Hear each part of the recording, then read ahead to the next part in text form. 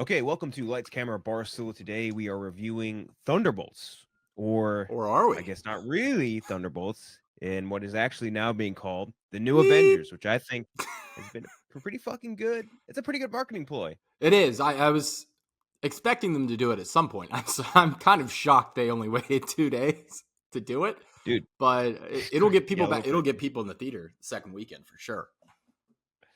Calling it event as soon as you throw Avengers onto it, it does add a whole another layer onto it. Mm. But before we get to that, and we're also going to be doing, by the way, a ranking of all of the post-Endgame Marvel movies. So we're going to go through all of them, and me and Gooch are going to we'll each take. You will say you go odd, I'll go even. I believe we have 14 options to Okay. go through, so we can go through them one by one. And we'll have one veto each, but we'll get more into the rules and the nitty gritty of that later. Before that, we can talk about all the news we got. First up being something that dropped just hours earlier, which is the highest to lowest trailer. When a Titan music mogul is targeted with a ransom plot, he is jammed up in a life or death moral dilemma, a reinterpretation of Kurosawa's crime thriller High and Low, now played out on the mean streets of modern day New York City. It's a reinterpretation of Kurosawa's High and Low, which is a loose adaptation of the book King's Ransom. Directed by Spike Lee, starring Denzel, Jeffrey Wright, ASAP Rocky, and Ice Spice. Weird crew. Yeah, there's just no way to get around that. It's a strange crew of people. Two incredible top tier actors, and then just like a pair of rappers. So strange, but at the same time, I was gonna say random rappers, as if ASAP Rocky didn't just dethrone John Cena or whatever the fuck that was, right? Didn't he? Wait, what? He didn't. ASAP, was it ASAP Rocky or was it? No, it was Travis Scott. Never mind. It was Travis Scott that came out at WrestleMania. Never mind. Ah, Forgot about that. Because I was like, I know, it was a big rapper came in and just like everyone hated it because he came and like beat Cody Rhodes or something. But that was definitely Travis Scott. But anyway, the trailer. I mean, it gets. There's very few directors that get you like jazzed up, at least for me, as much as like Spike Lee does, because he's such like a very specific style, which I like for the most part. Like every now and then he'll have just like a whiff like Old Boy or something, but I like this. I like it a lot. Very interested to see his interpretation of it, and having again Denzel and Jeffrey Wright, two of the best working actors in Hollywood right now, on the cast for this. On again, Spike Lee movie, first time Spike Lee and Denzel have worked together for a while too. I think since maybe Inside Man. yeah. They said So it's it been said 19 years in that teaser, so that has to be so in. that would Yeah, that would be. it'd have to be Inside Man Yeah, because that was like 2007. Yeah, which by the way, more people should watch. Not a lot of people have seen Inside Man. Great movie. Yeah, I'm very in on this trailer. Love it. Very interested to watch. yeah. I mean, come on, Spike Lee, Denzel, New York City looked fantastic. The only thing really that has me worried is, I guess there's two things. One is Old Boy, like Spike Lee running this around the block again. Which I will say, it doesn't really look too derivative at all of High and Low, which makes me wonder why even call it whatever. Um, the other thing, it dropping on Apple TV like 2 weeks after the theatrical, I used to Reset. really kind of get excited about that release schedule. I thought it was like an interesting thing to try, and now it just feels like kind of it feels like a death sentence for a lot of these movies when they do that, because people will just be like, I'll catch it on streaming in 2 weeks. But yeah, no, this looks fantastic. ASAP, I think he'll be good. He's always like, I'm not a big like rap music guy, like especially, I'm 30 years old white man. Like I'm not deep in that game, but like ASAP's music videos, and like he is a very artsy, I think, an artist first and then a Mhm. rapper second. Just going off like all the different ventures he's had throughout his career. Also married to Rihanna. Very cool of him. Very very cool. And then Ice Spice, so confusing. That's still one of those things where she got cast like at the peak of her popularity, and I feel like she Yeah, has completely disappeared since then. So that's going to be interesting. I'll say rappers like. I feel like in the most core part of my head, most of the rappers that I've seen that have done movies have not been bad. I mean, it's like Yeah, Ice Cube is good. Will Smith is good. it's like Fucking wrestlers turning actors. Like you yeah. inherently just have to have so much personality and charisma to be in that field Eminem. already. So it makes sense. Eminem was weird. I mean, it was obviously a very personal project, but like Eminem was good. Mark Wahlberg, even I guess the kid from New Kids on the Block. I guess that Fuck, does count. They dude, Common. we watched for our little movie club. We did watch That's My Boy starring Very much Yeah. starring Vanilla Ice. That's right. Rob Van Winkle, where the fuck his real name is? I completely forgot about that, by the way. That Vanilla Ice is not only in the movie, but like the third the third lead character in the movie. Basically third build, yeah, more or less. LL Cool J too. I mean, Yeah. Queen Latifah. Yeah, Shout out no. to the Equalizer, by the way. Shout out the Wasn't on the news Equalizer. docket. That's still going, R.I.P. right? to the Equalizer. Did you know that her name in the show is Robin McCall instead of Robert McCall? Like, which is the Equalizer character. I kind of like it. Sure. Sure, why not? I kind of liked it. Tupac was a good actor too. Damn. Oh I yeah, almost he forgot about- was. Damn. But yeah, so I mean, I have no Shout out doubts. Mace Windu.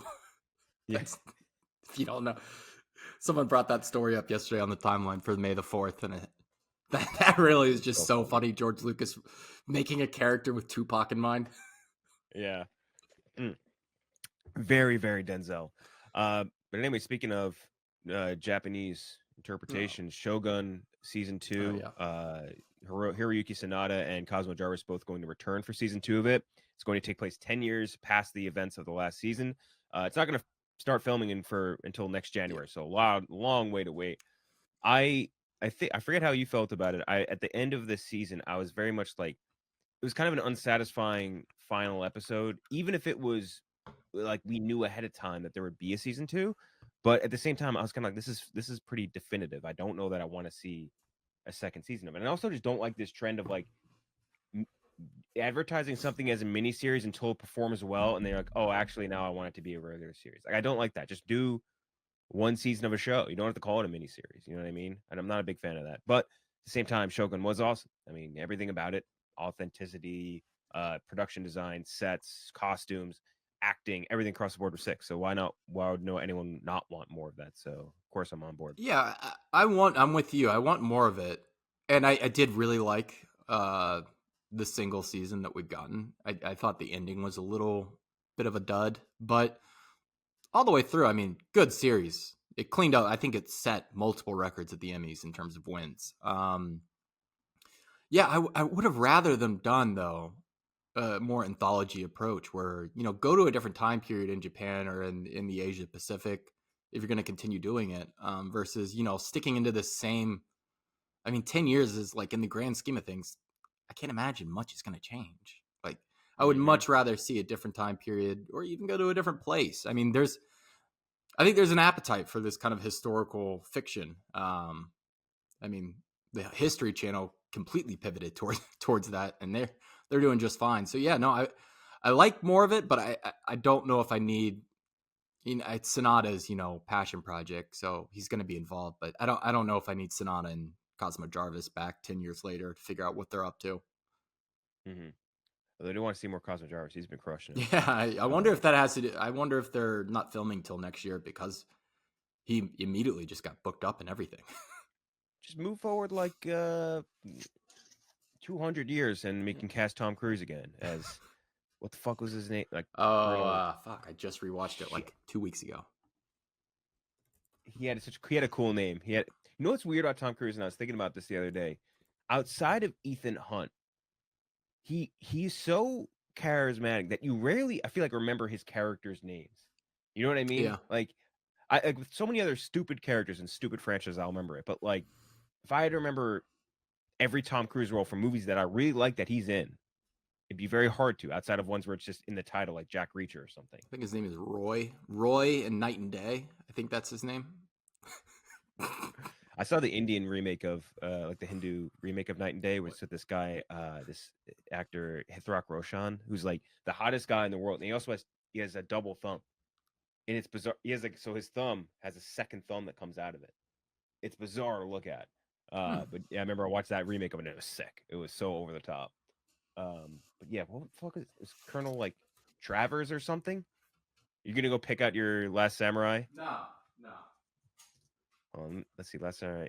Nathan Algren. Damn. Why did I think it was Travers? It's not even close.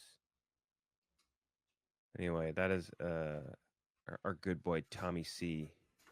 It was Nathan Algren, by the way.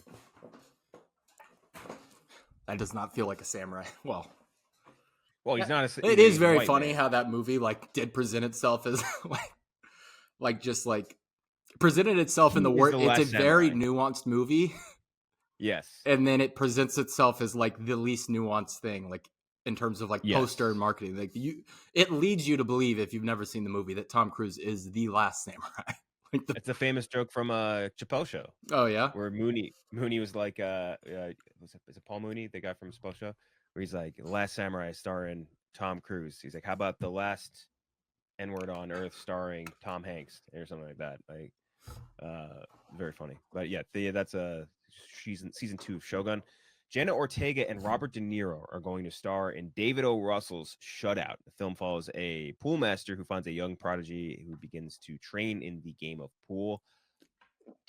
Here's the thing. I trust Robert De Niro to have the star power to go back and forth with David O. Russell. Jenna Ortega, I hope, does. Because he is a mean bastard of a man, David O. Russell. And so I don't necessarily know, like, I don't want that for her, but at the same time, the art that they're going to make is going to be great. Because David O. Russell, as much as he's a piece of shit, makes some great movies. And I kind of love the idea of this, to sort of doing, I guess, Hustlers 2. Hustlers with 3. 3, sorry, Hustlers 3 with Jenna Ortega. The De Niro part of it's a little strange, I think, just because it turns this almost into like Bad Grandpa or something. But at the same time, I don't know. It's three really talented minds in the world of cinema. So I guess interested. Yeah, and first off, I will not accept this as our Hustlers 3, or not Hustlers, Color of Money 3. Color Yeah, Money. because Tom Cruise has to come back and do it. Like that's Paul Newman came back to do it with Tom Cruise. Now we need Tom Cruise to be old with a young star and do it. With who? Yeah, that'd be. I've seen people throw out Austin Butler. Too hot. Too hot. Tom Cruise was hot as shit at that point. No, I know, but you needs to be a little bit less than that. Dominic Sessa, get him some work. That'd be funny. Actually, I kind of like that. But yeah, no, this is. I'm kind of with you, but I would have been more with you, I think, 5 years ago before Amsterdam came out. Like, I get, like, at one point I did get why people continued to work with David O. Russell. I mean, he, from like Three Kings all the way up into American Hustle, which I really like, he was on just an absolute tear with The Fighter, Silver Linings Playbook. And then he hits like Joy and Amsterdam and just, I mean, it's been 12 years since American Hustle, and he hasn't really made a good movie since then. So it is surprising. De Niro's a friend of his, so he's going to do this. But I'm a little surprised Jenna Ortega's hopping in on this. She, to me, in my head, she's like one out of all like the young actors and actresses, like the biggest cinephile. Yeah. So I assume that is the biggest part of it for her, where she's like, I know this guy is capable of XYZ, and I get to work with Robert De Niro. Why would I say no to that? Yeah. Right. Versus doing the 18th season of Wednesday Addams or whatever. That's a good read. Yeah, I really don't know how to feel about this. Hopefully, David O. Russell can make a good movie, because the more I think about Amsterdam, the more I just fucking hate it. Like, I came out of the theater being like, it's not good, but when Taylor like, Swift gets run over by the car, it's funny as shit. That is good.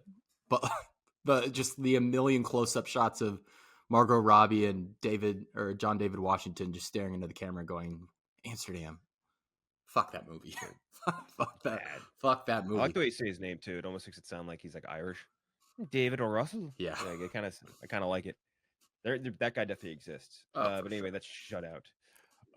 So the next thing, the big news in movies right now is Trump says he wants to put a 100% tariff on all foreign movies. He says American movies are dying a very fast death due to incentives in other countries that are luring filmmakers. This is a concerted effort by other nations and therefore a national security threat. I mean, yeah, if we can't get Jack Reacher 3 filmed in Prague, I mean, that's a national security threat. There's no doubt about it. In addition to everything else, it is messaging propaganda. Nobody seems to understand how this would work, though, because it's not like a physical good. And at the same time, like, a lot of movies are filmed outside of the U.S. for tax breaks. And we checked it in 2023, about half of any productions that cost over $40 million to make were shot overseas.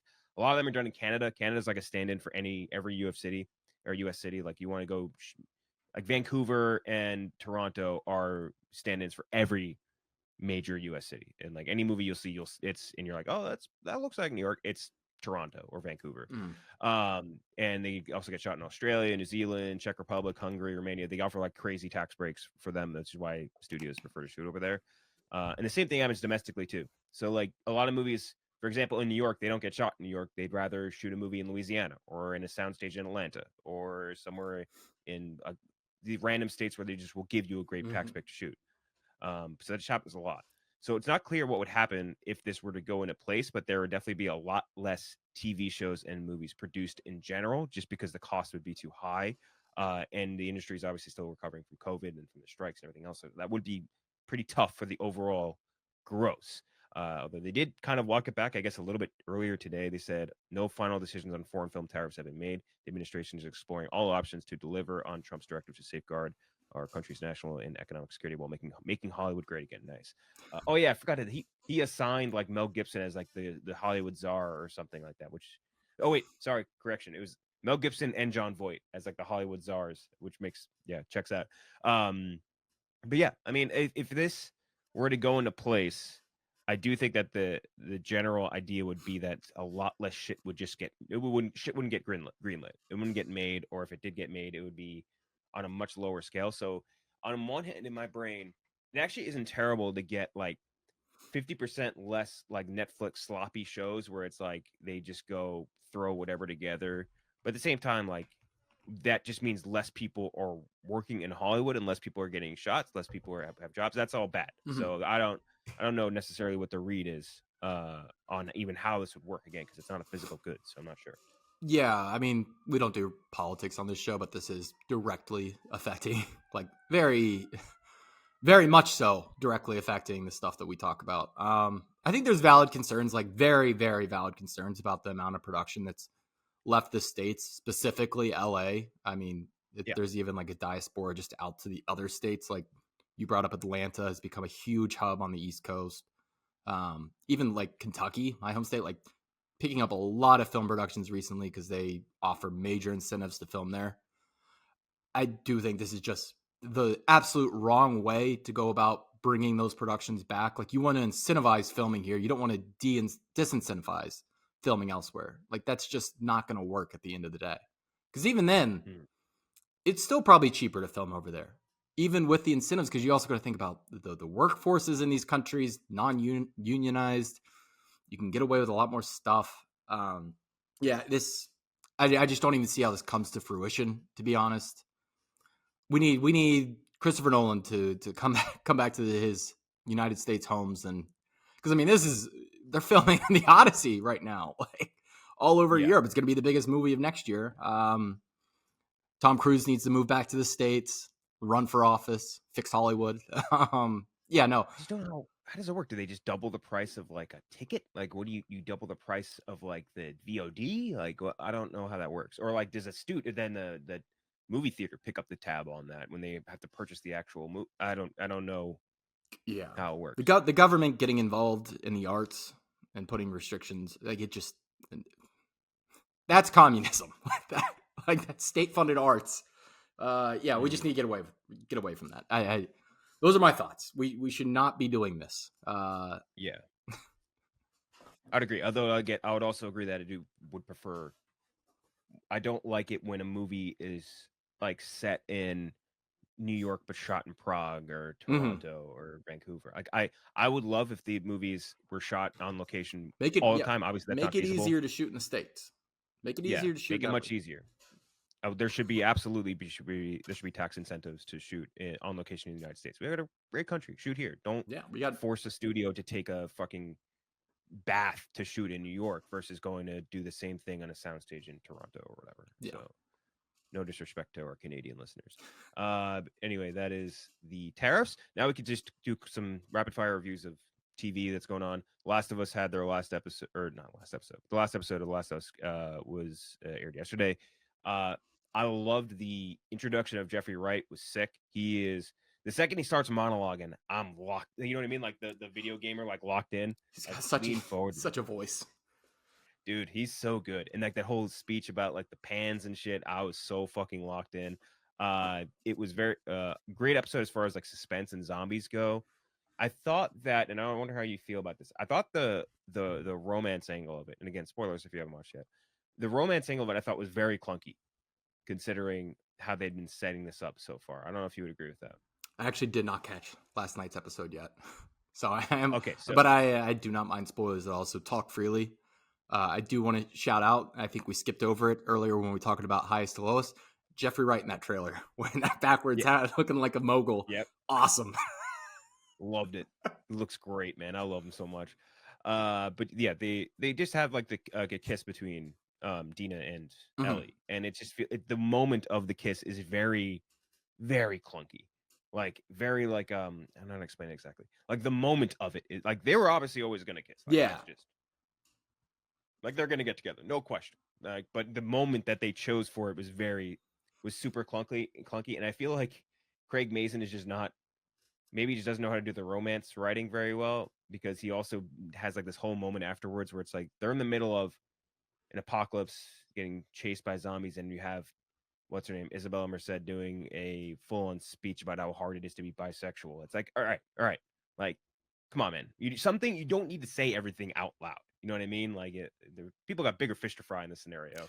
Yeah, that's But kind yeah, of been my feeling towards the whole season is there is a lot of like extra curricular stuff on the side of like there's a zombie apocalypse like that should be first, second, third concern, primary. maybe the first five concerns, and then Okay, maybe there's a romance. But even then, like you think people in a zombie apocalypse are gonna have like the energy to be like homophobic?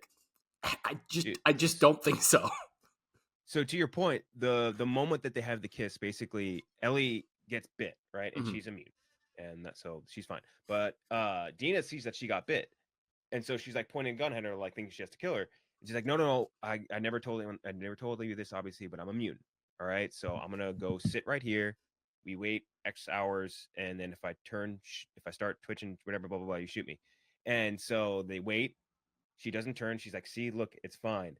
And so in that moment, in the zombie apocalypse for Dina, your entire planet should be flipped upside down, right? Yeah. Because you just found out that there is a potential cure to the entire zombie apocalypse, right? Standing right in front of you. And when we just found that out, and the follow-up action to that was I want now Ellie to finger blast me with that zombie bitten hand. So like that, it's everything about that is just very crazy. Like you wouldn't be like, holy shit, my whole reality just shifted in that. Like, I don't know. That to me, it felt just very, very clunky. But other than that, all the zombie shit was great. I mean, I think both of them are so good at acting scared. Mhm. You know what I mean? Like and that I feel like it's like a harder thing to do than people give credit for. But like the scene where they're going through these subway cars and shit, running away from the wolves. Like it's fucking sick, and it was scary. It was gross. They did a really good job of showing the from the games anyway, the TV station sequence. Really, really good stuff. But yeah, catch up on The Last of Us. Oh well. Andor season. We're now in arc 2, I guess. Yep. Well, people, by the way, I'm seeing are not digging this release format. Yeah, I'm not gonna lie. It is. I thought going in it was gonna be great, but then getting to 3 hour long episodes a week is a lot. It's a lot more than you think. I would say. Like it's just hard to because you want to sit down and watch all three of them at once. You know, that's just like kind of the goal in mind, Mm-hmm. and it's just hard to be like, yeah, this is the 3 hours tonight. Like I'm gonna sit down and do this. Mm-hmm. Yeah, it's. I'm trying to remember. If I remember correctly, and again, I'm going off memory because it's been it. This is the arc where I watched it and I was like, this is we're kind of in a ditch, not a ditch, but like a slowdown. Because Mm-hmm. like I feel like the first arc was like, okay, like we're setting the stage for bigger shit, and then the second arc was kind of like, with the exception of Forrest Whitaker's speeches. What was the second arc in the first season? What? That was like when he, I think, lands on the forest planet with all of them, like with Evan Moss Backrock and all them.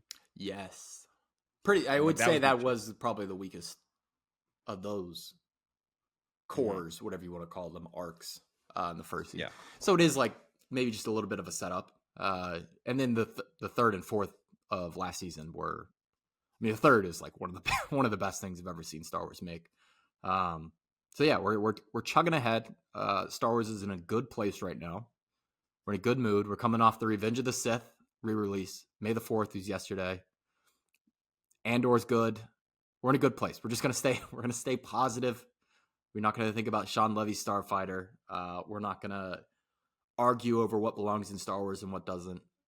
We're just gonna enjoy very good quality television because it is kind of sad to think, like, after this, I'm looking ahead at the schedule. I'm like, when are we going to get something at this quality again? Like, my best hope, in my opinion, is it's probably that James Mangold Knights of the Old Republic Oh movie that is yeah, still on the release schedule, I believe. I think Probably. so. That's got a lot of hope for me. I'm looking forward to that. Probably not the Yeah, Simon Kinberg trilogy, but forgot about that. doing the whole Let's trilogy, get man. Brian Singer. Let's get Brian Singer in here. That's still. I'm surprised they have not changed anything there yet. Yeah, That felt like a that'd be stand-in name when they announced it, and it's still there, and I'm starting to get a little worried. yeah. I think we give that a little more time. That might not come into fruition as a Yeah, dude who wasn't looks Ryan Disney Johnson also supposed promises. to have a trilogy? Yeah, and so Taika's is still Oh yeah, and we have a Taika that actually got a logo, didn't it? didn't didn't the Game of Thrones guy was supposed to have a trilogy at some point. They can't. They Everyone's can't. had a I think they trilogy. canceled that one like the second Game of Thrones finale Ended, yeah. from Hmm. here. They're like, no, whoa, whoa. A couple other quick show things. Righteous Gemstones had their series finale. Pretty pretty weak, to be honest. I feel like the series in this season specifically, very clearly ran out of steam. Hmm. Like the first few seasons are so good, which I'm sure you know because you're Yeah, also I'm almost done with 3. I got like 2 yeah. Like episodes left. it's so funny. Like this, Yeah. it's such a funny show. But this last season, like there are definitely moments where like it's at the level of the first few seasons. But this finale I felt was very like we don't know what to do, but we have to end the show. Just take it. Do this shit. We don't care. Sean William Scott, though. Tell you what, Sean William Scott in this episode, he showed a new side of himself, which I think is about to get him some work. Really? I think it is yeah, like a I new love hearing that. serious side of Sean William Scott, where I'm like, I buy him as something different from what you're used to seeing Sean William Scott as. Almost not like a Rex, whatever from Red Rocket. What's his name? Rex. Simon Rex? Simon Rex. Yeah, Simon Rex from. But kind of like that, like pretty serious. Hmm. And I bought it. He was good. But other than that, kind of like a lackluster finale, which is kind of a bummer. But again, there's only so much you can do. It's better, I feel like, with the Jody Hill series to end early than to end late. Like for example, like Vice Principals and Hmm. what's Eastbound and Down, all that. So Righteous Gemstones finale. And he's got I completely forgot. It was announced forever ago, but Danny McBride's next series coming to HBO will be a vampire series, Very into which that. you'd have to assume Walt Goggins will also be tagging Oh along yeah. for that. Hopefully, what's her face comes along too. She is very like just so funny. Oh, Edie Yeah, Patterson, Edie Patterson, so good. dude, she's like the funniest woman alive. She's so fucking good in that series. If you've gotten to the scene where like she's about to go on stage and is just like sexually harassing her own husband, Yeah, I dude, mean, when is she she's not? so good. She's the horny. Uh, She's fucking pervert. yeah, big time. Anyway, that's Rich Gemstones. The studio, again, still chugging along. I think it's a good series in that where like, again, not one I feel super comfortable No. recommending to a lot of people, but at the same time, like, who cares? I don't think that means it's bad or good. I think it's one where if you're a movie fan, you're gonna enjoy it. Yeah, this was, I think, my least favorite episode. I would agree. I don't know. Maybe it might be all the white guilt talking, but I, I think the idea was good, but the execution wasn't quite up to snuff. Like Mhm. I do think that was funny, like them running around like too black, not black enough. Should we just Yeah, say no black? yeah, like running through like every iteration of it until they finally fuck it up with the AI Yeah, is kind of funny. Like, and that and that then coming out like didn't that there was a big AI story like the following day, wasn't there? I mean, there's like a big no, AI story almost every day, but it was funny that episode dropping, like just in this climate, because I'd imagine it was filmed even before the AI stuff really. I mean, it was taken off for I sure. mean, the past year has been what really heated up. Yeah. Anyway, that's the studio. Now we can talk about the new Avengers, aka Thunderbolts Asterisk. After finding themselves ensnared in a death trap, an unconventional team of anti-heroes must embark on a dangerous mission that will force them to confront the darkest corners of their pasts. Directed by Jake Schreier, who had previously did Beef and Paper Towns, which, by the way, you saw the concept art of Stephen Yeun as Sentry, right? I did, yes. You see people being like, "Oh, we dodged a bullet." Like, Not really. Like Yeah, he's an extremely good actor. he would You have. got your fucking And he's a great actor for that character. He's yes. always so every role he takes, he has a very vulnerable approach. He's very Yeah. conflicted in almost every role I've ever seen him in. He would have done fantastic. It would have been different, but very fantastic. Sentry. Yeah, I saw Yeah. that quote too, and I was like, "What are we talking about?" I didn't really It's get like what was saying the issue like with it. we dodged a bullet getting Wyatt Russell instead of Tom Cruise. Like, you know what I mean? Like Yeah. it's like this is a very good actor. Like, I Mm-hmm. don't know what you're talking about. Anyway, it's the start. Florence Pugh, Sebastian Stan, Julia Louis Dreyfus, Louis Pullman, Louis Guzman, yeah. David Harbour, Wyatt Russell, Hannah John Kamen, Olga Kurylenko, kind of, Geraldine Viswanathan. So this is a movie where I think a lot of the early buzz was very positive, but that's not something that has been. That's not like a new thing. That always happens. So people go and say, "Fucking whatever, Black Widow. Oh my god, it's so good. Action's great." Blah blah blah. So definitely, I had a little bit of a grain of salt going into it. I I really like this movie. I think this is one of the best, if not the best, that they've come out with post Endgame for a few reasons. I think it was number one, simple. You know what I mean? No, not too many crazy bells and whistles. Very, very simple, basic plot. I really enjoyed the villain, sort of like anti-villain, whatever you want to call it, in Sentry and the Void. I thought that was great. The acting across the board, really solid. And what was very surprising to me was that you have all these characters who, it may this intentional or not, these kind of were all rejects with the exception of Yelena, not only within the world of Marvel, but also like outside in the meta sense. Like no one gave a fuck about Ghost or US Agent or like Taskmaster or fucking who's the one who am I missing? I'm missing one. I forget. Like Red Guardian or whatever. Like Yeah. no one gives a shit outside of that of these characters at all. So I think that the fact that they all turned out to be like you feel for them and you like them, and the fact that they all had good chemistry as actors, very surprising, very in a very pleasant way. CGI was great in the spots that they used it, especially with the effect of the Void and like his fucking eyes, man. Yeah. That stuck with me a little bit. And the sort of medium stakes. Mm-hmm. I like having medium stakes on a Marvel property for once in a while. Like we never really left New York City. Like that's great. No planetary bombardments or whatever bullshit. Just kind of cool and like an interesting thought process of going into people's deepest and darkest, worst moments in their life in order to escape. I liked it a lot. Enjoyed it. Definitely could have been better. Like it's not like some world-ending Mm-hmm. thing or anything like that. There's definitely moments where you could moments you could cut, moments you can improve, stuff like that for sure. But I really liked it. I think it's one of the best things that they've done since Endgame. Had a great time. Yeah, no, this was great, and I was with you. I was very hesitant off that initial pop of positive reviews because Marvel is just so good at getting the right people to review their movies early and getting good word of mouth going before the movie even comes out. But then it lived up. I mean, it is. I will say it's one of the more well-made movies they've made since Infinity War Endgame. I mean, what Kevin Feige needs to do is he needs to take the volume tech, and he needs to put it down in what's her name, Val's incinerator, and just Yes. fucking light that thing on fire, because this is what their movies should look like in between the numbers. I mean, shooting on location, like when they're driving in a car, they're in a fucking car, they're on a road, they're, even the incinerator room, that's a real set. Like, it makes such a big difference. Such a big difference. The action looked great. No, I was pleasantly surprised by this. And Jake Schreier did a phenomenal job of not only rehabbing, like you said, just like one character the way, maybe Taika did with Thor and Ragnarok, but he's rehabbing like six characters all at once and like full plot lines. This Mm-hmm. really, they needed this bad because this really got them back on track, and just not just in like the character sense, but like also in the grand scheme of things. This really, they needed it. Gets me excited. It gets me excited for what's coming forward. I don't know about Fantastic Four, but like in Doomsday, but everything coming after that that's really, independent of this big multiverse saga. This is what I want.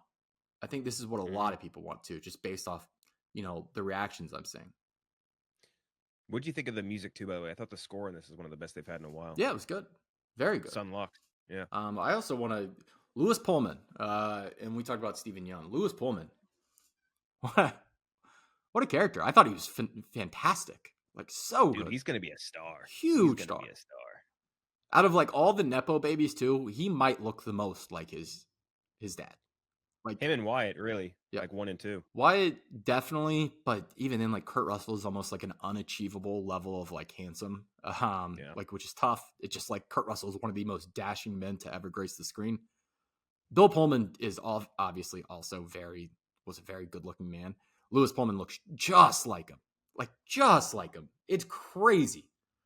Mm-hmm. I can't wait to Like see what splitting he image. does outside the MCU. But this is a great addition to the MCU. A He was cool. very I interesting liked character. They did the a Superman l- powers well, like the overpowered character. Like looks cool when someone gets punched by a super soldier and like doesn't move an inch like that. That's awesome. I was gonna say that's my next thing I was gonna say was like that sequence of them just getting their ass beat by him was Hopping back, awesome. yeah, just going back in the elevator, hitting ground floor. Yeah, get me out of here, dude. This it almost reminded me of, and this is like not many great things came out of Batman vs Superman, but like when like Batman's punching Superman and it's working, and all of a sudden it just stops working, and Yes. like that's the shit they were doing to him. He's just put like no movement, Mm-hmm. no nothing. He's just throwing people around the room, dude. I thought that was so cool, and like his powers as Sentry were great, and then the Void was cool, man. It was a cool effect, Mm-hmm. like turning people into the fucking shadows. That I think was sick. The within the Void, the Visions thing, I thought I was gonna get kind of almost sick of, because I feel like Black Widow's almost tainted that a little bit, Mm-hmm. where it's like, all right, how many times are we gonna have to learn about the fucking Red Room for the 8,000th time? Like, we get it, we get it, we get it. But didn't feel too fatigued about it with Elena, maybe, and liked her. And I do like that they kind of skipped over it with most of the other characters, where it's like, we don't need to see Mm-hmm. Bucky talk about it again. We don't need to see US Agent talk about his family again. We don't need to talk about Ghost or whatever. Like, we kind of like focused in on one person versus. No, this movie, I think, definitively more than any other movie Post-Endgame, because we're so deep in this right now that you have to catch people up, especially just general audiences. This movie did such a good job of exposition and like giving backstory and really a lot of characters that even I'd forgotten. Like I couldn't remember what Taskmaster's like backstory, or like Ghost, really any of these minor characters, even someone like John Walker. I complete like a Disney Plus series that came out 4 years. I haven't thought about that show in so long. I think the movie did such a good job of giving you the necessary backstory you needed, giving you the necessary exposition you needed without it feeling clunky, stopping the movie. Everything just kept chugging along, and it didn't feel unnatural. Like especially using those the void rooms to deliver that exposition, through the Yeah, narrative, through the story. Um, Great stuff. really good stuff. Marvel, The poor let your people Taskmaster. cook. I saw people also saying like they just need to hire talented people from now on. They always hire. They get top of the line in like every single department. Do they let these people do their jobs?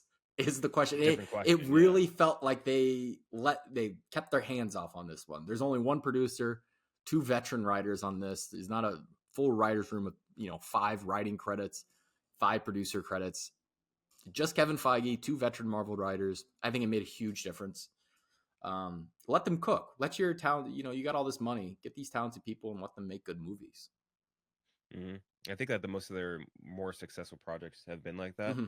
With like, I mean, I don't know how hands on they were with like something like Eternals, where you had an auteur Mm-hmm. and Chloe Zhao making it, and somehow it just turned out not. I think that's more of a function of like just the Eternals being just kind of a shitty. I don't know. Not a very interesting group of people, to be honest. Those weren't very Mm. interesting characters. But well, speaking of poor Taskmaster, just like a throwaway death for Taskmaster, unbelievable. The Character kind of And like stunk. I thought That that. character stunk. Did you think? No, I don't care either. That's the thing. Like I'm not like losing sleep over Taskmaster getting fucking bullied, but at the same time, like I thought it was fake. Like what I mean, like, oh, obviously she's a fraud. That head shot to the head, Yeah. no question. But no, dead. And by the way, that actually reminds me of something I thought of when I saw that sequence. I think what something Marvel needs to do is get back to physical helmets. No more automatically opening helmets. I think if you start going back to like, because like even seeing John Walker in the helmet you take off, You need physical. Their characters need to take their helmet off. No more like that's got to be done with. Yeah, there needs to be. They need to write it in somehow where nanotech is like no longer a viable technology. Nanotech. Yeah, like It was cool a like the selective very EMP. first time I think I saw it, and ever since then it's like, oh, what? Especially Iron Man. Iron Man was the worst because his suit ups were so fucking cool. Where it's like he's basically Optimus Prime, like, Mm-hmm. like that's Yep. awesome. And like that sound of like the anvil striking the hammer, which doesn't even make sense for how it's transformed, but you'd hear it every time he'd like transform. Yeah. Those are sick. And Uh, yeah, nanotech was cool that one time where it was like in Endgame or not Endgame, Infinity War, where he like goes click and it goes. Yeah. And you're like, whoa, cool. After that, yeah, I think we're yes. done with that. I like John Walker's little beret he got at the end. I like that. And the ending, yeah, That's kind of they had cool swaggy. uniforms. The ending uniforms are kind of sick. Yeah. Taco shield. How do you feel about this moving forward? A little new Avengers versus the Avengers. Who are you siding with? Because who even is the Avengers at this point? Who? Okay, that's actually a great question. Who are Like is Thor in the mix still? Is he? So He's signed up for it's more new movies. Captain America. Let's see. So who are the current Avengers? Bucky will be leading this. Not Bucky. Sam will be leading the Avengers now. Sounds like He'll be leaving. Leading. Okay. Sounds Okay, like from the way they talked about him in the very end, where he's. By the way, the ending, their friendship ending over a trademark. Yeah, that was that's funny. That was funny. I thought it was. I didn't think I did take it very seriously. I thought it was just funny. But yeah, it sounds like Sam's gonna be leading this new crop of Avengers, but I don't even know who they got. Who do they got? Is the Hulk still around? So I guess Hulk, new Captain America, Spider-Man, and then Black Panther, new Black Panther. Ooh. So Shuri. I don't know where War Machine is in all this. I guess new Falcon is also with. Where is War Machine? We have Ironheart comes out in like 4 weeks. Did you know that? Nobody does. Did you know that? Soul knows that. Disney does not want anyone to know that. Hawkeye, I guess, is retired for real now. Damn. But Kate Bishop will be doing something eventually. Yeah, she's cool. I do like Kate Bishop. That sucks about Jeremy Renner. You see what he said? Yeah, that's crazy. That makes no sense. Yeah. Especially because I feel like that was one of the more positively reviewed things that they had put out on Disney Plus. That made me like kind of not hardcore, but it did turn me into a Hawkeye fan. Like before I was like, he's kind of lame. And after that series, I was like, oh, now I get it. Like he's just a dude. Yeah. Like that's kind of awesome that he's like just the guy. Yeah. Oh, wait, Rocket Raccoon's in the fuck? No way. No, these. I just assume that the Guardians are kind of donezo. Like obviously 3 ends with them, planning more adventures, but I just don't see someone other than James Gunn coming in and doing those characters any kind of justice. Let's see. How many the new Avengers? No, I want to. It's very difficult to find out who are the current Avengers. I guess Thor too. Also, yeah, maybe. I don't know what his deal is. He is living on Earth now, right? He's in New Asgard or whatever. Oh yeah, he is with the other the child Thor, right? With child Thor and also, what's her name die? I forget. Natalie Portman died right in. I totally Thor. Love and Thunder is now. I haven't watched it. I can't remember for shit. I think so. The big thing was she had cancer. That's what they kept saying over and over again. But then I think it went away when she became Lady Thor. Mm-hmm. Did she lose the powers by the end of the movie? I can't remember. Let's see, Lady. What was her actual name in the series before Lady Thor? Jane. Natalie Portman. Right, Jane. Yeah, Jane Foster. Jane Foster. Let's see. Thor: Love and Thunder is undergoing cancer treatment. Blah blah blah blah blah. The fuck? It doesn't even say on the wiki. Whatever. Anyway, I don't know who I would take in this next one because I don't particularly like. I really like. I don't particularly love Hulk. Mm-hmm. I like Sam Wilson. I liked Sam Wilson as Hawkeye. I don't love him as Captain America because again, I just don't. We talked about this with what do you call it? Brave New World. Yeah. It's just like he was such a good sidekick that I don't know. Like Black Panther, Letitia Wright was just not the right pick. No. I think both of us are on the same page that we preferred Lupita Nyong'o would have been the perfect replacement, and she just unfortunately isn't. But I don't know. I don't really love most of the new Avengers. Like Spider-Man, even I'm kind of neutral on. Yeah, Thor is kind of now I'm in between on. I kind of like all these new guys. I like the underdogs. I do too. This is where Yeah. like this movie was very effective. Like if you had told Yeah. me coming, like if you told me like, yeah, once you're done with this movie, you're gonna like these guys more than the Avengers, the current ones, not the OGs, but the current ones. Granted, I, Sentry is like Sentry beats all of the Avengers easily, oh, yeah. just based off the powers displayed. Although he does have like what people are calling it, syntrectile dysfunction. he can't Oh, he, what? Because the he can't use the powers apparently. well, he also has a kill switch thing, which I don't know how that would work, but whatever. I don't know if that would carry over, but I don't know. That'd be an interesting battle. I think that if Sentry is fighting with them, they win. If the Yeah. opposite, they are the deadest team in history. If it's just regular Avengers versus regular new Avengers, that'd be an interesting hypothetical. And the other thing from the post Anyway, credit, how hyped did you get off the Fantastic Four ship floating in? it looks cool, man. Looks awesome. It's cool looking. It's cool looking ship. Everything about the Fantastic Four, like they're dripped out, man. Yeah, I was into it. Yeah, it was a good post credit. I like the semi post credit was funny, Yeah. funny enough. I love how all he wants Red Guardian is recognition, as no one gives a shit about him. Like He's very good. fuck is Red All the stuff between him and Yelena, and I think Florence Yeah. Pugh is like a massive star for this. Like, this is kind of a benchmark moment for her being able to carry this movie and like make it good. But all the stuff between her and David Harbour is like some of the better stuff they've done in Phase 5. Like actually makes you feel something. Yeah. Like, you know what I mean? Which is rare. Yeah, like the conversation outside Grand Central, when she's just Yeah. like, I'm so alone. Like that's a very hard hitting moment inside the MCU. Yeah, really enjoyed it. All right, let's do some screen share. Oh, by the way, I almost forgot. I only just thought about this right now because we already talked about The Last of Us. Josh Peck was in the last episode. And he randomly had a really funny monologue about Jizz Boy or something like that. It was good stuff. All right, let me see if I can. Okay, so again, the way we're gonna do this is Gooch will have the first pick and I will have the second pick. So we'll start from the bottom and work our way to the top, I think, right? Yeah. Makes it a little bit more harder. A little more hard. So you start with whatever you think the worst Marvel movie or since Endgame is. This is tough. This is kind of tough. This is like the first pick overall. It's actually harder, I think, than the first pick overall. Yeah. I think it's got to be. Fuck.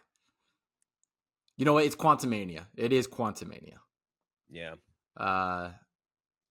Quantumania is like just not even just like bad movie, like bad story. Like it's probably the worst looking movie they've ever made. It's atrocious to look at. Slop. They have a big. They had been. You got to remember, like Kang at this point was the next Thanos, and he's getting beaten at the very end of the movie by an army of ants summoned by Michael Douglas. Just not a good movie. Like very forgettable. That's one I would bet they wish they had back. Yeah. Very bad. The Jonathan Majors stuff aside, too, he was actually, like I'd say, the highlight of the movie. Every time he was speaking, he was great, fantastic. But it's just his style of acting, and for the character he was so like the antithesis of what Paul Rudd is as Ant-Man in every possible way. Like it was the worst melding of characters and styles. Like it just did not work. And again, just visually, dude, gross. Remember MODOK showing up?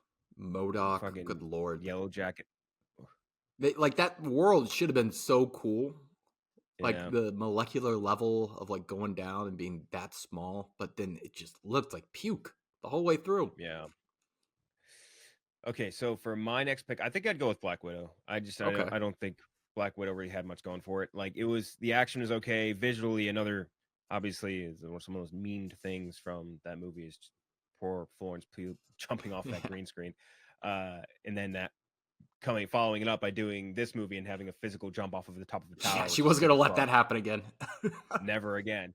But yeah, Black Widow just didn't have a ton going for it, which I was kind of disappointed by because theoretically it should be cool. We always talk about, I feel like, what we would love in more Marvel stuff, which is a return to the sort of Captain America and the Winter Soldier dynamic, where it's like, here's a really cool espionage story with limited powers, and for her, no powers. So just a cool espionage story about the Soviet bloc and all this cool shit. It just kind of wasn't. It was kind of lame, not really interesting. His Taskmaster shit was boring as fuck. Like, Bad. and I think ScarJo did a good job. Yelena was obviously a great addition to the MCU, as was Red Guardian, but everything else, the story wise, kind of lame. Yeah, it is weird because it does kind of look good in spots, especially the action like you brought up, more practical in nature, and then the family stuff is great. Good new characters between Yelena, Red Guardian, and Rachel Weisz, who I wish was in this Thunderbolts movie. Yeah. And then it just does not work even a little bit at a story level. Opens up with that weird, depressing, like, child. I guess it's, that is, the premise of how they became widows, but that very strange Nirvana cover. You remember that? Like, opens up with like a 5-minute montage of like child trafficking. Yeah. And then the movie's really not like that at all. And then the ending, I think, is maybe the worst ending, worst like main villain like setup out of all of these. I probably would have had this a little bit higher. But yeah, what was it, like, the perfume? Wasn't there like a spray that they had to? Yeah, bad. Bad. I mean, so bad that they like got, the second they got one of the characters on screen, they shot them in the head. And yeah, dude, I saw someone posted a screenshot from Olga Kurienko, who plays Taskmaster, her Instagram, and she's like posted something where it's like, Taskmaster will return someday, blah blah blah blah, and like the first quote tweet was, "Someone please tell me this is photoshopped." Yeah, this is brutal. Okay, next up, number 12, the third worst movie released since Endgame. I'll go Love and Thunder, which would have probably been my number 13. Love and Thunder at 12. Yeah, we talked about it already. Not a good movie. One that Taika got away from Taika very clearly. I think I hate it more because of the way he talked in that press tour. So fucking contemptuous. One of the worst press tours I've ever seen for a major celeb, in terms of just tanking all likability. Yeah, not a good movie. The humor is terrible. There's no real memorable fight scene outside of the black and white planet, which I do think is good. I think that black and white planet like fight scene is good. But outside of Bale that, cuts the rug. Bale's really good. Yeah. And another one where there's some spots where visually, god damn, it looks so bad. Like anything in New Asgard, especially the what is Heimdall's son? When Heimdall's son does the, oh my god, he just floats. Vision thing. It's one of the weirdest, one of the funnier images to come out of any of these phases. Heimdall's son just floating head. Very funny. Just not a good movie. Kind of tanked Taika's reputation. I don't know if it's very fair. I think people kind of underappreciate him now, weirdly. Yeah, not a good movie. Very, very bad. Yeah, that's one where, like, I remember leaving the theater, I was like, all right, that's not bad. Like, there's some funny moments, there's some good fight scenes. And then I rewatched it maybe 2 months later or something, whenever it came to, not VOD, but where I guess maybe a little bit later than that, whenever it came to Disney Plus, and I was like, man, this is... Visually, it's a lot worse, especially when you rewatch it on VOD than it was in theaters, because it's this, especially the planet that Bale is on, whatever his planet is, gross to look at. The desert thing when they go into the little oasis. Yeah, that's bad.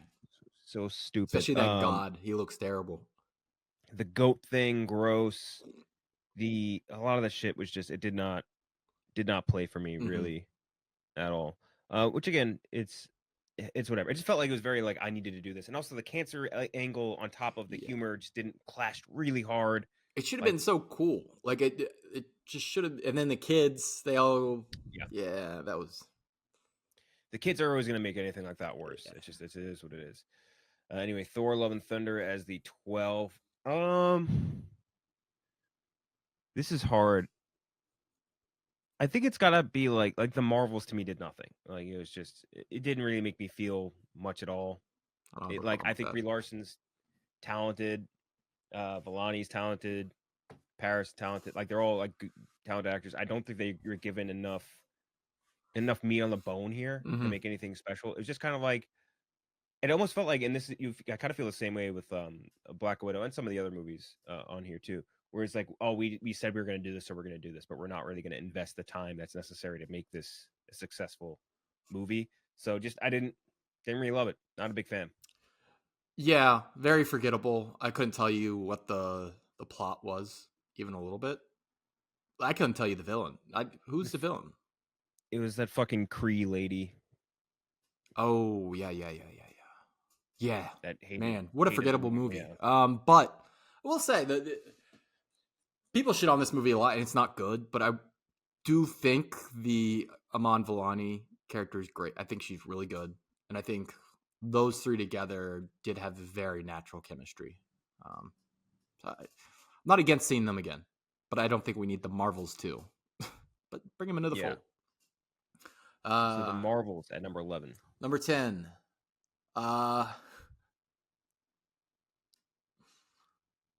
It's hard now. Yeah, I might make you use your veto. Fuck are you about to do? Should I wait for the 8th pick? Nah, it's Brave New World. Brave New World is... It's a trash bag. I probably would have even gone maybe lower. That's one where I kind of had to marinate on it a little bit more. Yeah, it's been 2 months. I don't remember much from the movie. Feels like a real waste, a real chance to do something very cool, especially considering I think those the first three Captain America movies, that's the strongest trilogy of, individual character within the MCU. For sure. And then this kind of comes out. It's a massive stinker, kind of misses all the charm of what makes those other Captain America movies great, whether it's like the, Prestonberg style for the first one or the, more grounded political thriller style for the next two. This was just not good. And again, there's sequences in it that are good. Like the whole naval battle sequence is incredible, awesome. Mm-hmm. Some of the shit where, like, for example, we mentioned this with a Brave New World review. Like the Red Hulk looks great, like visually looks great, but then you have a scene where they're in that cherry grove and it looks like dog shit because they have that weird fucking terrible volume. Yeah, it's the environment around him that was like terrible. And just like you can just see the stitches on the movie too, where it's just so clearly been hacked and put back together, hacked up again, put back together, reshot. Just a movie that you can see the production problems like on screen. Yeah, and Green Brainiac or whatever is just a dog shit villain. Terrible. No disrespect. What's his name? The leader. Great. Stupid. Such a bad villain. But other than that, again, good sequences within the movie.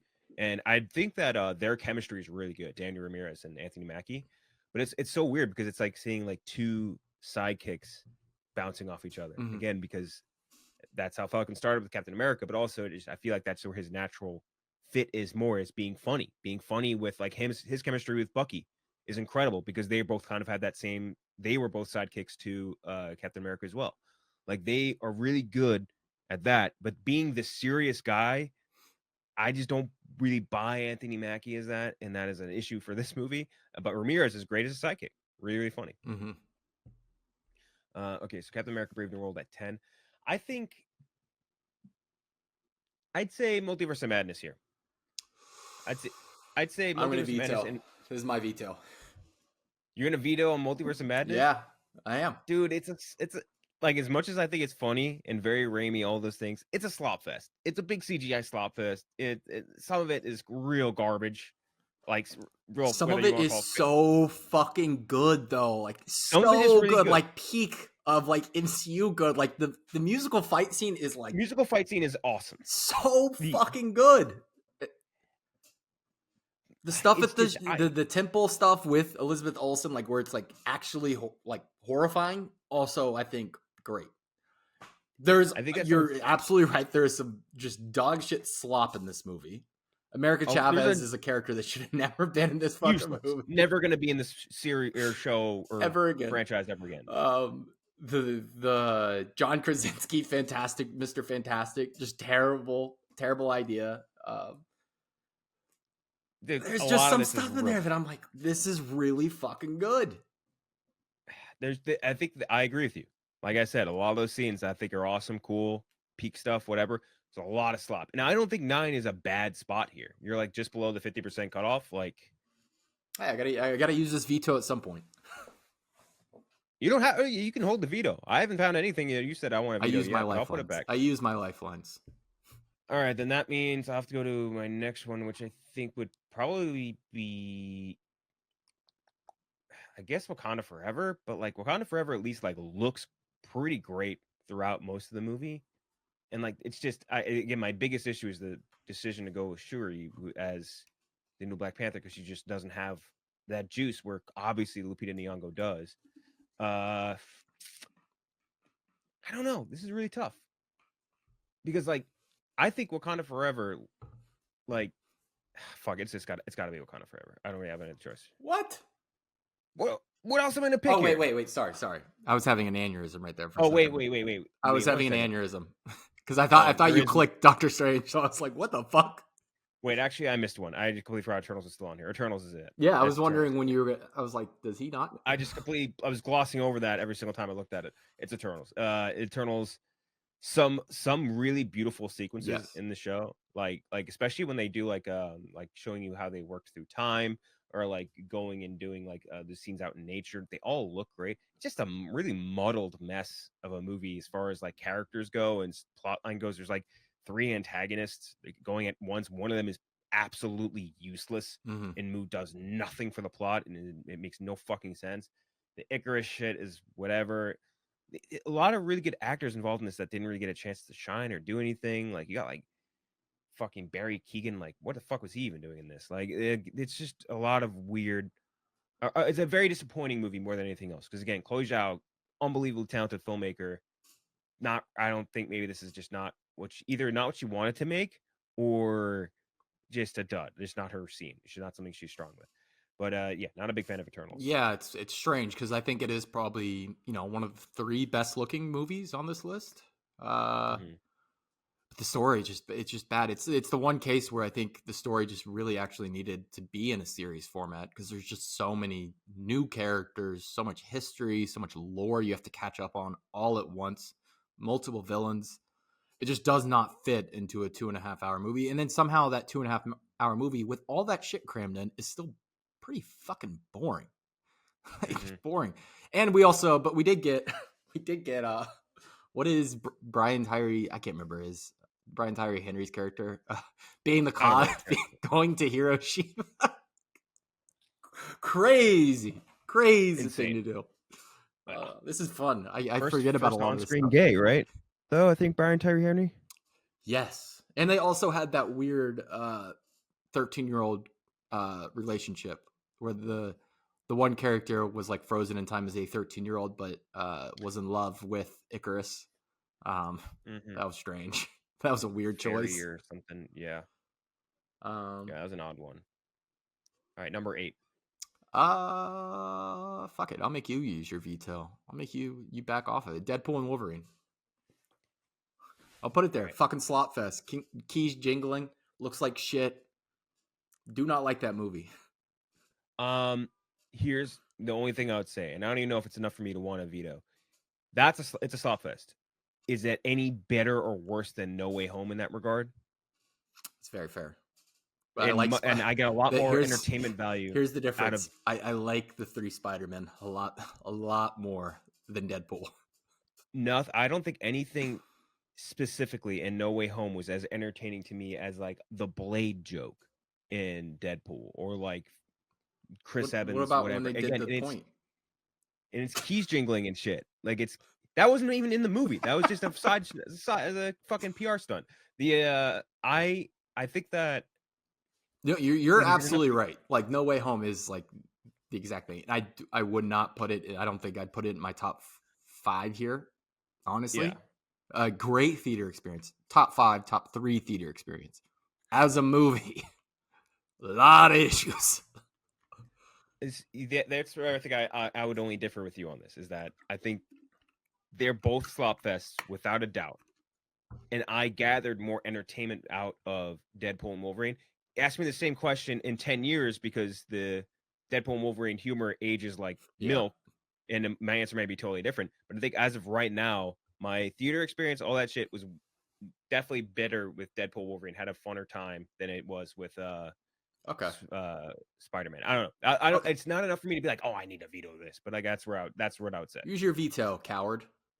All right, fine. I'll use the veto All right, Wakanda Forever. again. Not the worst movie, but like the biggest issue is just the lead. Like you just cannot escape the fact that like Letitia Wright is not built for it. Like just is not built for this. Mm-hmm. A cool villain. I think it definitely gets sidetracked on that Ironheart storyline for about 30 minutes too long. But outside Yeah, that, like pretty solid movie. Ryan Namor's Coogler. really good. Coogler is a Tena good Cuerdo is filmmaker, awesome. as we have been reminded in the past few weeks. And Tena Cuerdo I thought was really good. Like Namor as a villain, again, you got a guy jumping around dancing on like winged feet. Like that should be Yeah, lame and be terrible, but it works. the What underwater are they? stuff They're looks not. good. Like, yeah, Yeah, no, all looks it's just good. that the Ironheart storyline really takes me out of it because they stop in the middle of the movie to do that whole college trip, Yeah, getting her, and then the suit looks terrible by the end. bad. But the 10X stuff is great. I think the opening is like one of the best openings they've ever had. Yeah, In the context of the MCU and just in the context of like all the, I mean, Bozeman. Yeah, obviously the Bozeman passing, it works like on multiple levels. But yeah. Letitia Wright as the lead is just, it just doesn't work. All right, so Black Panther at 8. I think it's 7. Now it's just, is it going to be Multiverse of Madness or is it going to be Deadpool and Wolverine? Which one of these did I gather more entertainment out of? Again, Deadpool and Wolverine. Which one's going to be looked at more favorably in 10 years? Doctor Strange and Multiverse of Madness. It's hard to So I say. think I'd say Deadpool and Wolverine. Okay. I think Deadpool and Wolverine. I think that's safe. I think that's, again, it was fun, it was entertaining, had a blast. I don't think there's anything wrong with that. I think if you uh look at it again, it's one of those things, the viability of it goes down every single year, which is the same thing. You go rewatch Deadpool 1 now and watch him be like, oh, that little shit-tastic fuck nugget is and like you're like, oh, this is not as good as I remember it was. But yeah, it was still fun. I enjoyed it, and I think they're dynamic. Most of the stuff they did, like they again slop fest, but like seeing fucking uh Wolverine in all Gambit and the those different Gambit stuff adaptation is forms. very good. Gambit shit's great. Blade stuff's great.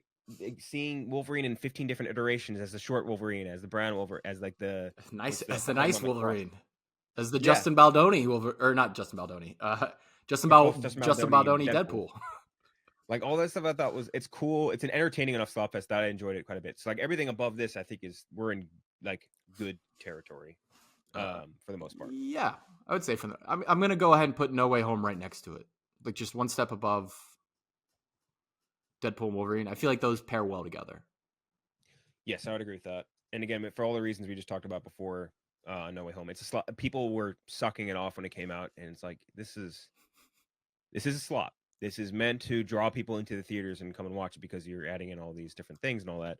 The plot line of it's just not great. Yeah, and it's another one where and I try not to hold it against it too much because it more than any of these was affected by COVID, Yeah, especially during production. It really looks bad at certain spots. Look like really bad, like Flash. That one still that goes around a Flash walking down the street where it's a T-Mobile commercial. A lot of the Portal stuff looks bad, but something about seeing those 3 Spider-Man, baby, getting Toby, getting Andrew. Spider-Man's like and they were really just like right a back top into 3 it. character. Like he's just so fucking cool. Like it's hard to fuck up. Yeah. So Spider-Man No Way Home now it is. I Yeah, mean yeah, that's Doctor Strange. yeah. There's no other way to put it here. It's got to be Doctor Strange. People will probably think this is too high. This will definitely go up as a post. Again, there are a lot of issues with a lot of There problems was with a this lot one. of I would have production had issues. this This is one. another one where a ton of like they fired the writer like 2 months before they were about to start filming. Derrickson, I right? think. Yes. Yeah. And then brought in our friend Michael Waldron, who I think did as well of a job as he could do in about 7 weeks to get a script together. Yeah. And then it just, I think this is also as a victim of like they wanted to really push the multiverse saga forward, and Yeah. I don't know if that's what Raimi wanted to do. Yeah. Because the battle, just the stuff between Doctor Strange when it's just Doctor Strange versus Scarlet Witch is Mhm. so good that I don't really know if we ever needed to leave our universe. You know, Yeah, like it was good enough as it was. All right, you're number 4. number 4. Ooh, this is where. I Oh, I've think, and completely forgot Far From Home is on this fucking list. yeah, if it's 4, I think Spider-Man: Far From Home was 4. Yeah, yeah. I might have gone a little lower. No, Forgot it. that I I think forgot that's about good. sitting down. It's not bad. The illusion shit in that Yeah. is all very cool, and like all those sequences with oh my god, what was his Jake name? Gyllenhaal, Cosmo. No, yeah, no, the Mysterio. character's name. Mysterio, Cosmo. That was close. But all the sequences I thought were pretty cool. Like all the illusion, you don't know what he's fighting is real or not, blah, blah, blah. You could be like, yeah, it's a little bit sloppy. Sure, whatever. I thought it was good and it was tight, which is nice. Yeah, Jake Gyllenhaal is very good as Mysterio. Yeah. Especially like the bar scene is great when he leaves when Tom or not Tom Peter finally leaves the bar, and then he has that moment where he's like, "We got him." He's like, "Shout!" He's like, "You did the lights!" Like, great. Yeah. By the way, people were talking about how they wish for Thunderbolts they had gotten to see more of the. I don't know if you saw this tweet, but they wish they had gotten to see more of like the trauma boxes, whatever you call them, at the very end Yeah, for yeah, yeah. different characters. They're like, "Where's Spider-Man?" Someone just posted like the Mysterio clip, like of him battling those illusions, just like sped up at 5x speed. It's like Yeah. Peter during this, just going through hell. Absolute disaster class for him. But I think it's good. It's not a terrible No, spot. it's Like, not. is The Multiverse of Madness better than that? I don't think so. that's the exact range I probably would have had it in. You're right. All right. I think 3 spot should be definitively Shang-Chi. Mm-hmm. I think Shang-Chi, it's the first 2 acts of it are so good. So good. Like really, really good fight sequences, all like this practical, like cool world building with as a Tony Leung, Mm-hmm. right? As his father. I thought all that shit was awesome. His fights versus all the other guys in the bamboo, like very old retro Hong Kong fight sequences. All of it was great in that first 2/3. Cool fight, the what do you call it? The bus fight scene. Yeah, great. Awesome. So much cool camera work, good acting, I think, from Simu Liu, and like Aquafina, who people I feel like at that point when that came out were generally kind of sick of her, Yeah, and now we're kind of turning around back around on her. I think it was an awesome 2/3. Then the third act, he gets really you don't have much of a choice, right? It's not like you're gonna have him fight a big practical dragon or something like that. But like it just gets pretty sloppy after that. yeah. It's the most Marvel ending out of like all of these. Like it just devolves into the CGI mess that everyone like. It's the caricature of like the Marvel ending. It's Exactly. which is weird because Exactly. Tony Leung was such a great villain where you just have them Really good. fight each other without like take the rings out of the equation. That's what I would Hmm. have done. Like have a Good situation where the soundtrack rings too. get away from them and they have to just fight hand to hand. Yeah. I think I'm gonna rewatch Shang-Chi today. I remember those early fight scenes are so sick, I dude. might just watch the first half. I was gonna say, Just the first 2/3. yeah, Even like the dance fight that he has with the rings in the beginning is pretty cool. yeah. Where like she's like evading him using like the like those dance things. I thought that was pretty cool too. He's doing the next Uh, Spider-Man, so let him cook. Daniel mhm. Destin Credden. Let's go. All right, the last 2. Oh, this is me. You're number 2. Yeah. I know we've been loving Thunderbolts, Here's the but thing. Thunderbolts at number 2. Thunderbolts number 2. Okay. Yeah, Thunderbolts at number 2, which is like really good. Like exceeds expectations on every single level. I think of like what Hmm. we thought when this movie got announced. I was like, what the fuck are they thinking? What Yeah. a Guardians It felt like New ripoff, more or Mutants to me. less. Yeah, New Mutants ripoff, a whatever you want to call it, Suicide Squad. I was like, this just I don't see this working within the framework of Marvel. Yeah. But credit to Marvel, they gave Jake Schreier room to work, and he delivered. I Hmm. did when I put my review down on Letterboxd said Thunderbolts best movie since Endgame. Did forget about Guardians. Forgot it came out last summer. They just It kind of was all blend into like the Guardians franchise for me. yeah. I do think the third one is right there with the first one. It's Yes, it's not third as in this. good, but it is fucking close. But even the second has like good moments too Mhm. when you think about it. But like I would agree with you. This is right on par with the first one. Specifically, all the Rocket Raccoon stuff was like devastating. It Very was good. really good. And oh my gosh, what's this guy's name? The villain in that He's the so guy who good. we had in Peacemaker 2. Um, Guardians 3 can't. Shoot. Chukwundi Iwuji. Okay, so he was incredible, really, really, really good. So yeah, I'd agree with you. And that's one where like sometimes the acting is so good that you forget you're in a slop fest, and I think that's what happened a lot in this movie. And a lot of good, funny little moments. Like that's some of the better humor that you get is typically out of the James Gunn ones. Mm-hmm. Like the shit with Nathan Fillion was so funny. Like a lot of really good His stuff. humor ages pretty well too.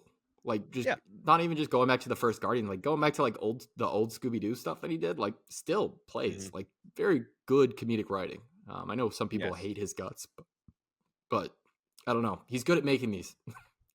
Yeah, this is his zone. Hallway fight was really good in Guardians 3. Most of the Peter Quill stuff. I love the only ending. thing I've seen some people say they hate that ending. I love Drax. love it. Drax dancing with all the kids. He just wants to be a father again. Like the Drax stuff is fucking great in that movie. Drax stuff's great. The only thing I think I didn't love about the movie was he didn't give enough Will Poulter as Adam Warlock, like giving it a chance to like work. But even the scenes he did have were really funny. Like him just being a complete dumbass. when he shoots when he shoots that pet's owner, and he's like, "Oh, I don't like that. I don't like the noises it's making." Yeah. This made me sad. Like that's just it. Most of that stuff was very good. So that means our definitive final rankings are Guardians, Thunderbolts, Shang-Chi, Spider-Man 2, Doctor Strange 2, Spider-Man 3, Deadpool and Wolverine, Black Panther 2, Eternals, Captain America, Brave New World, The Marvels, Thor, Love and Thunder, Black Widow, and Ant-Man and the Wasp. Quantumania. I think the only thing people would disagree with when we put out this graphic, or they'll say is inevitably Those No Way two Home should be higher. Those two will No Way Home cause should be people to be upset. No Way Home and what else? Deadpool and Wolverine. I think those both. Yeah, those two. Those both have shooters. Like if you have that as your number one, I really like. Do not worry. Like I do not think less of you. Like I get it. Like if you have a great time in a movie theater, it'll change your opinion about the movie forever. Like no problem with that. I just don't think there's a lot of glaring issues for me. I don't know. Yeah. Let's see. What do we have coming up for next week? Ooh. Trying to think. What did I just recently watch? I feel like nobody ever wants to release the weekend after a Marvel movie. Let's see. 29 American movies. We are going to be in the week of May 5th.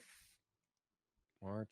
There can't be anything good coming out. It's the weekend between this and then Mission Impossible. Oh, wait, no, we got 3 weeks for Mission Impossible. We kind of have to review Rust at some point. Rust. I heard it's killer.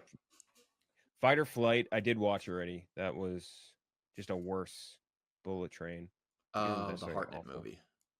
Yeah. Shadow Force. I keep seeing ads for that. It looks terrible. I kind of want to watch it.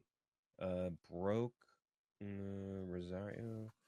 Friendship. Forgot about for Friendship. sure. That comes out the 9th. That's the one. For sure. Friendship. Tim Robinson's new movie. That'll be the one we'll be watching. If you fucking assholes who complain about no comedies in theaters, no studio comedies, show the fuck up. They need to see that comedy movies can make money. Like, even if you don't end up thinking this is like the funniest thing ever, it's such a huge boon to like getting those movies made. Yeah. All right. So go watch Friendship this weekend, and we'll see you guys next week.